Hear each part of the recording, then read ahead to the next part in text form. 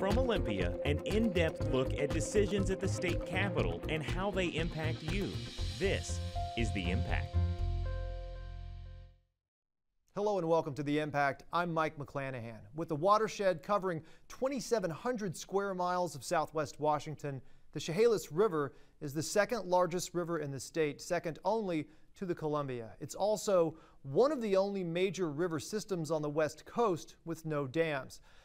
The Chehalis River starts where the Willapa Hills squeeze rain out of massive atmospheric rivers born across the Pacific Ocean. The river winds through Lewis, Thurston, and Grays Harbor counties and empties into the Pacific.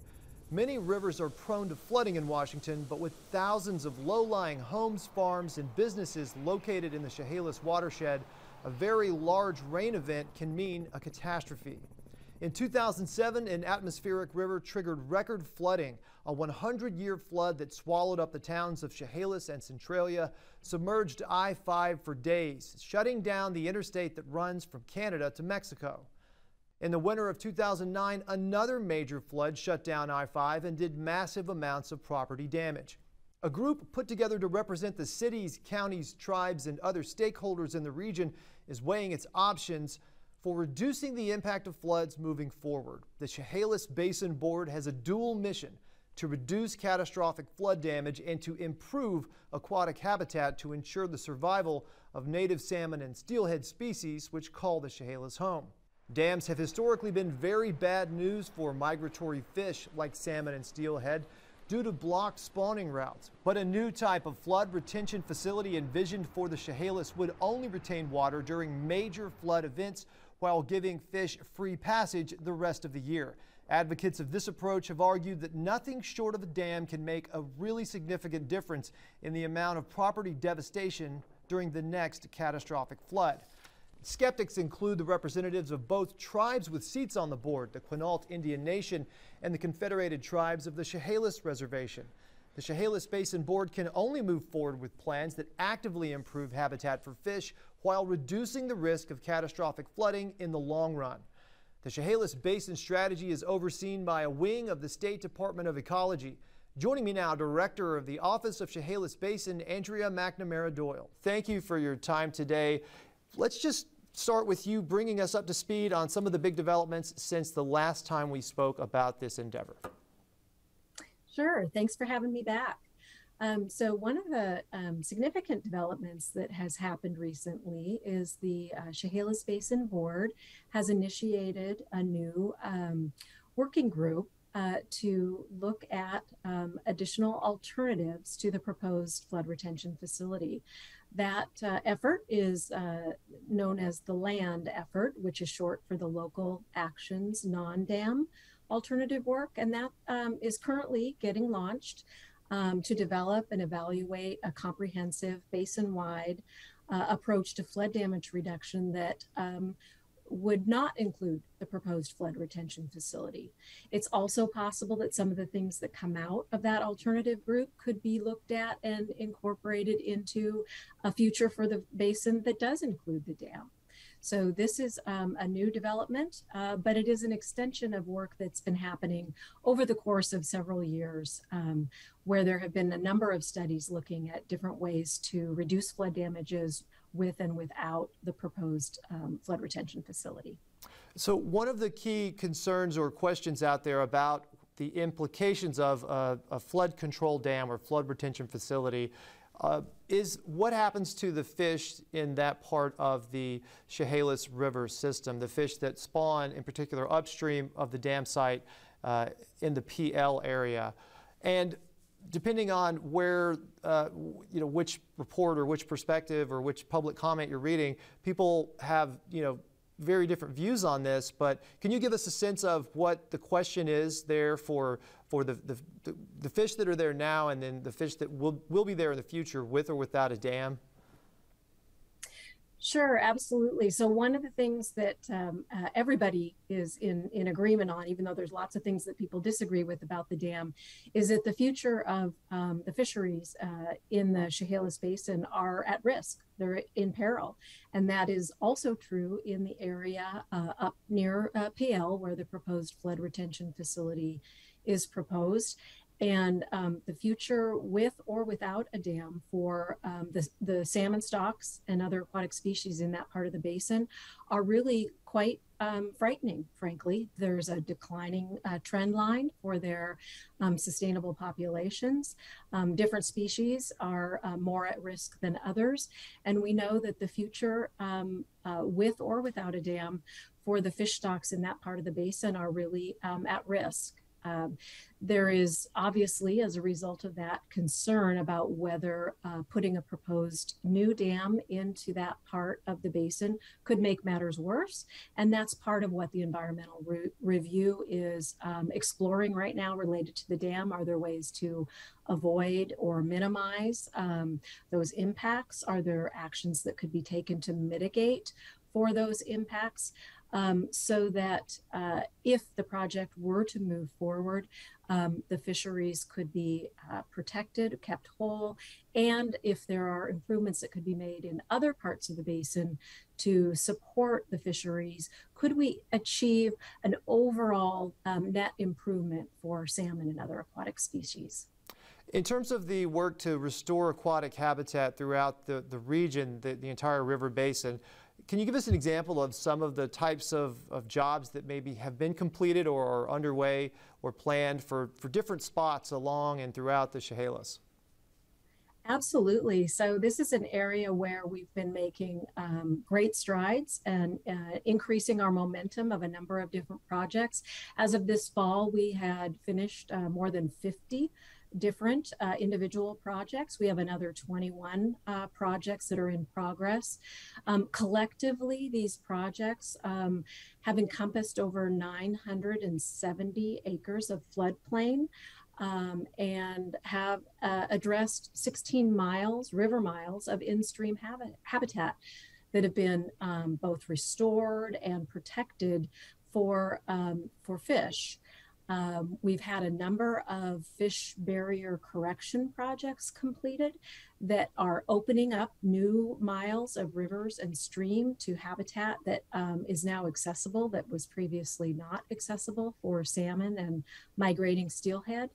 And we have another long list of projects in the queue that are planned to restore an additional 139 miles of river habitat. So with just under a minute left, if you could, what developments have there been related to the flood retention facility that's been proposed near the Chehalis headwaters? Well, so the project, as we mentioned, is currently undergoing its final state and federal environmental review. We're anticipating that those will be completed sometime late next year. And at that point, the Chehalis Basin Board and other decision makers will be able to determine whether to move the project forward to its next phase, which would be the permitting phase. So we're out of time, but thank you very much for your perspective. I know there's a lot happening within the river basin and within the various entities under the Office of Chehalis Basin. Andrea McNamara Doyle, again, the director of that office, thank you for your time. Thank you. Up next, we'll dig into the new effort to explore every avenue for protecting lives and property from catastrophic flooding on the Chehalis River, but without building a dam. From local levees to relocating homes and farms. We'll let two of the leaders of that effort explain what it means and what they hope to find out. That's next. The Chehalis Basin Board recently approved a new research task force focused on finding realistic solutions to reducing flood damage without a dam. The Local Action Non-Dam Scoping effort is called the Land Committee for short. Two of the board members leading the land effort are Tyson Johnston, former vice president of the Quinault Indian Nation, and Steve Malloch, principal at Western Water Futures and an environmental consultant appointed to the board by Governor Jay Inslee. Welcome, Steve and Tyson. You're both part of the Land Steering Committee. Give us a sense of the basic concept of what this is and what you're looking for. Thanks. Well, you know, Mike, residents who've lived in the basin for a while know that we've been looking for solutions to flooding for decades. There are piles of studies and really only modest results. We've been looking for magic solutions, and there really aren't magic solutions. We need a suite of actions that address flooding. We know that there's a proposal to build a dam, and we can talk about the flood retention facility or dam. But the Chehalis board, at the request of the governor, but also at the request of a number of other entities, set up a working group to look at an alternative to the dam, the Local Actions Non-Dam Steering Group, led by 3 board members, Tyson Johnston from Quinault, the Chehalis tribe, and me, with additional members from the community and from the environmental interests that active in the basin. We'll be looking at local actions, not the giant actions, but the smaller ones, elevating houses, buying people out who are in harm's way, maybe local levies.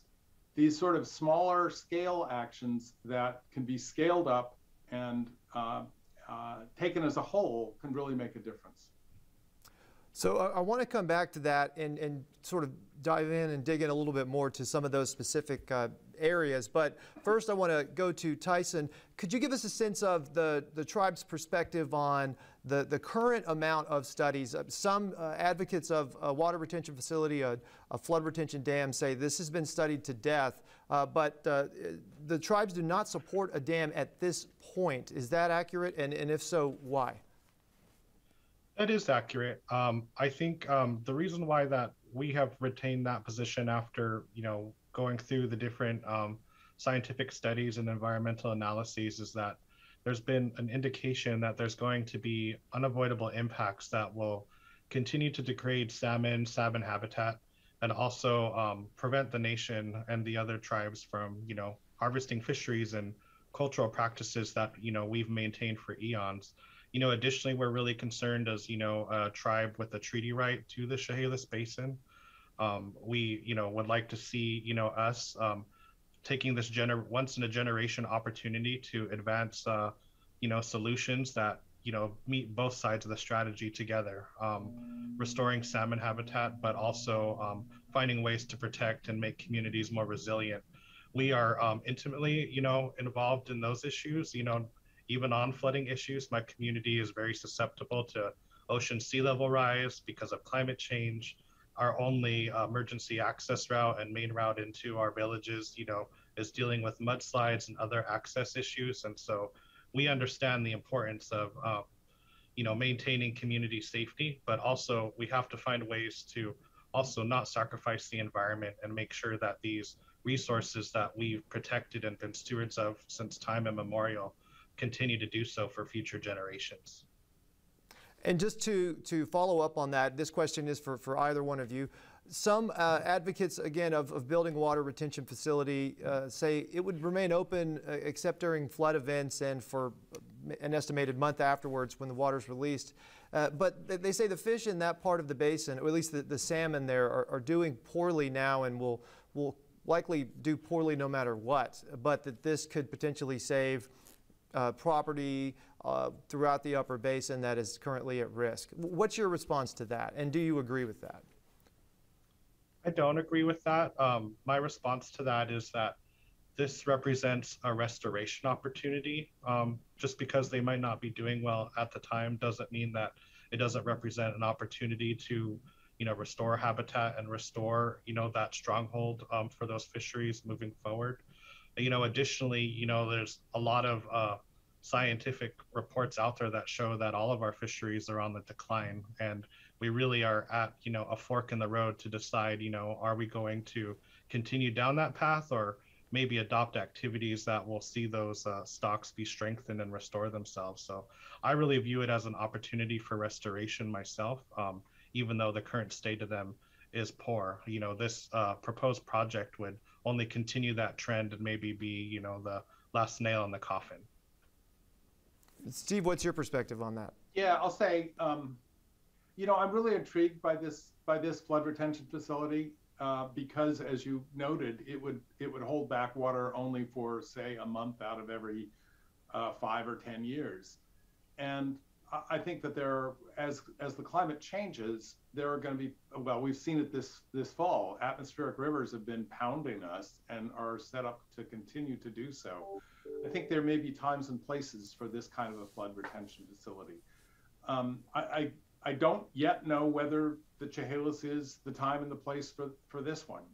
The environmental reports are still being assembled, and we'll review them when when they're finalized, and really take a hard look at what the impacts are.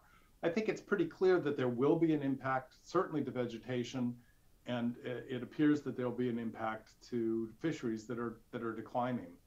And so I think that's going to make it hard to build a dam for legal reasons, legal challenges, political challenges, even financial challenges. So whether this dam is buildable or not, or whether we should build it or not, I think is an open question. Whether we can build it is another question. And so we should be looking at alternatives. So I'd like to go back to something that you mentioned earlier, Steve, as part of the potential local level action strategy. But relocation, we're talking about purchasing properties, purchasing homes, farms throughout the floodplains or flood-prone areas in the Chehalis River Basin. But would that not require, number one, voluntary cooperation from the property owners, and number two, a tremendous amount of money, particularly given the spike in property values that we've seen recently? The answer to both of those is yes. It probably will require, I mean, it certainly will be voluntary, and it would require a significant amount of money. How much money is one of the questions that we really would need to get to. Where are the critical properties? Kind of what is their value? We need to do a conceptual design about what such a program would look like. I'll note that after the last floods in 2007, 2009, the city of Chehalis, the city of Centralia, engaged in some buyouts, and they've bought out some of the properties that really couldn't be made safe on a voluntary basis. In other parts of the city of Centralia, they've helped people elevate their houses so that they're above a flood level. Those are the kinds of things we ought to be looking at scale. For Centralia, they were really limited by the amount of federal money through FEMA and the rules that FEMA had about engaging such a program. We may need a state program that has somewhat more liberal rules that would help Centralia to take on those kinds of projects. And so this question is also for either one of you. The general consensus from your perspective at meetings or what you've heard from the public, based on that, is there a difference of opinion about a water retention facility in the upper Chehalis Basin versus the lower basin near for example, where the river meets Grays Harbor, and those areas which would likely not see the same level of flood reduction from a major or catastrophic flood event? I think to kind of contribute to my part of the answer to that question is that I think that's accurate, but I think one of the biggest goals of the Land Steering Committee is really that public outreach piece and kind of ascertaining how are folks feeling that are directly affected within this upper basin scope that we'll be focusing on. Under the current proposals, impact area for the proposed dam, there are parts of the basin where, flooding will not be improved at all. And there are some communities that might benefit from, different sets or suites of actions that could be proposed under the land alternative. And so one of the first things that we'll be kind of pursuing after we get this up and off the ground and have our first session is really how do we outreach to the different communities and really get a sense of, what works in different parts of the basin, but hearing directly from community as far as what works for them. But I think that it is a fair statement that there are differences of opinion because of the different weaknesses and strengths that each geographic area has in regards to being vulnerable to severe flooding events. So to ask about more of a technical or specific to look at this on a more granular level, are there, in addition to relocation and restoring floodplains by just clearing properties off of the river, are there any techniques that have been used in other locations that could be an example for the Chehalis River Basin? Is there any novel approach or any new technology that might factor into this discussion? Steve. So, the basic technology with flood is to get out of the way. Either reduce the flood by keeping the water away, and that's dams and levees, or you get out of the way. And there are two ways to get out of the way. One is to move, and the other is to move up. And so if you've ever been, southeastern United States where they get hurricanes, all the new houses are built on stilts. Literally, they're sometimes 12 feet up in the air. And I think that there is an opportunity to look at those kinds of solutions in some parts of the bay. I mean, maybe not 12 feet, but those kinds of solutions in parts of the basin. Again, City of Centralia has already been doing this, and if you drive around the lower parts of more flood-prone parts of Centralia, you'll see houses that have been elevated, and I think that there's a big opportunity for that kind of thing. In addition, we've already had a program of installing, they're known as critter pads. They're elevated pads where you can move a herd of cattle, as well as your tractors, as well as your children during a flood. And so,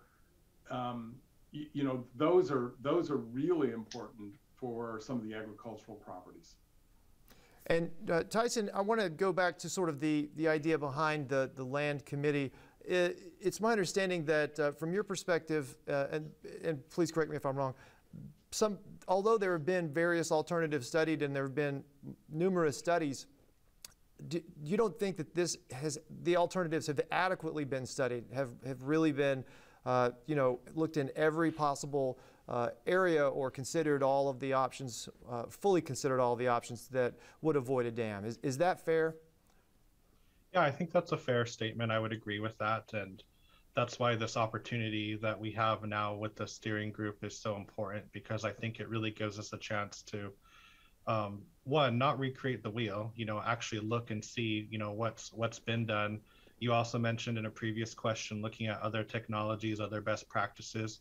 That's another goal of ours that we, will work through together.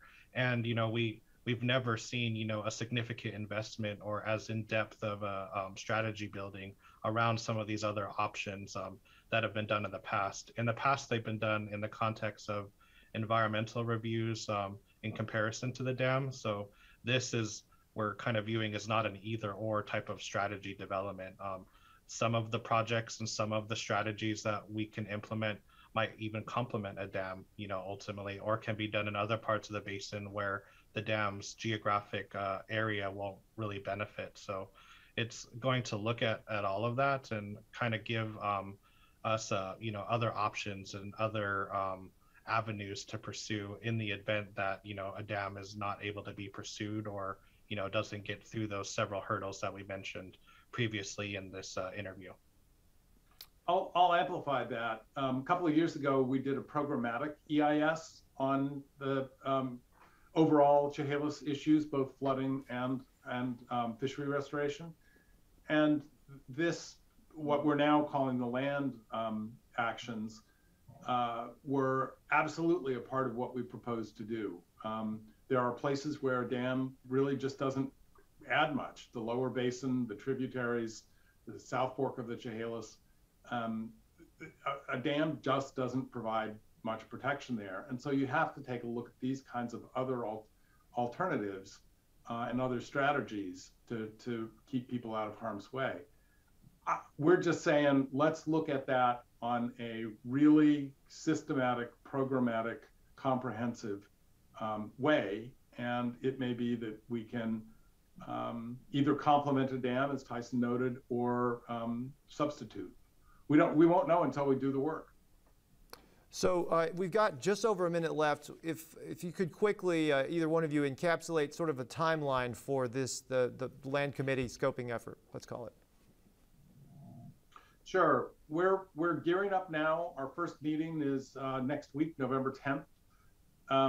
we anticipate having at least a conceptual idea by mid-2022. That conceptual plan design would then get tested, sort of back of the envelope engineering. How much would it cost? What kind of benefit would it provide? And that would then go into the Chehalis board, who would evaluate it and decide what parts of it to pursue. I assume that parts of it will be pursued in any event because it's always been on our agenda. Tyson, anything to add with 15 seconds left? No, just thank you for the opportunity. I appreciate being here to speak on behalf of the nation. Steve and Tyson, thank you both for your perspective and for your time today. We'll have more perspectives on the dam and the region in part 2 of our coverage, which airs next week. Thank you for joining us. I'm Mike McClanahan.